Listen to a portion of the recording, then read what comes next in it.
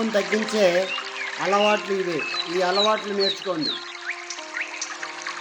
రోజు ఉదయం వ్యాయామం చేయడం శరీరానికి మంచిది. అది వాకింగ్ రూపంలో, జాగింగ్ రూపంలో, సైక్లింగ్ రూపంలో, స్కిప్పింగ్ రూపంలో ఏ విధంగానైనా చేయవచ్చునో శరీరానికి తప్పనిసరిగా వ్యాయామం కావాలి. ఆధునిక సమాజంలో మానసిక ఒత్తిడి అనేది శరీరాలని దౌర్బల్యం చేస్తుంది. కాబట్టి ధ్యానం, యోగా, ప్రకృతిలో నడవడం, ఫ్యామిలీతో సరదాగా గడపడం చేయండి. ఒత్తిడిని అదుపులో ఉంచుకోండి. ఈ ఆధునిక సమాజంలో మరి ఈ ప్రైవేట్ రంగంలో పార్టీలు అనేవి సహజం. ఆల్కహాల్కి, స్మోకింగ్కి దూరంగా ఉండండి. ఆల్కహాల్ తప్పనిసరి అనుకుంటే మీరు ఈ ఆరోగ్యానికి మేలు చేసేటువంటి ఆల్కహాల్ తాగండి. శరీరం బలంగా ఉండాలి అంటే పోషకాహారం తీసుకోవాలి. ఫాస్ట్ ఫుడ్, జంక్ ఫుడ్ ఇలాంటివి తీసుకోకూడదు.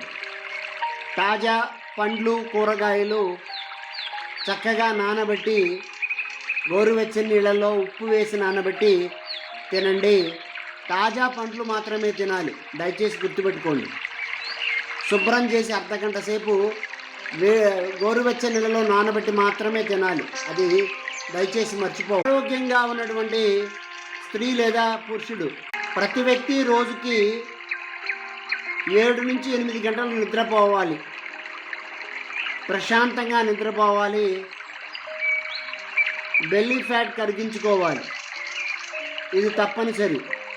ఈ ఫ్యాట్ వల్ల రక్తపోటు, గుండెపోటు, క్యాన్సర్ వంటి లక్షణాలు, అదే కాకుండా బ్లడ్ ప్రెషర్ అంటే మీకు తెలుసు. అదేవిధంగా మరి బరువు ఎక్కువ ఉంటే షుగర్ వచ్చే ప్రమాదం ఉంది.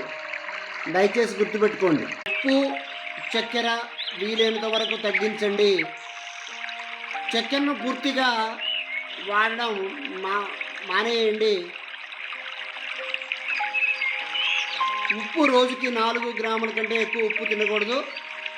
చక్కెరకి ప్రత్యామ్నాయమైనటువంటి సహజ చక్కెరలు ఉన్నాయి, స్టీవియా అనేవి, అవి వాడి చూడండి.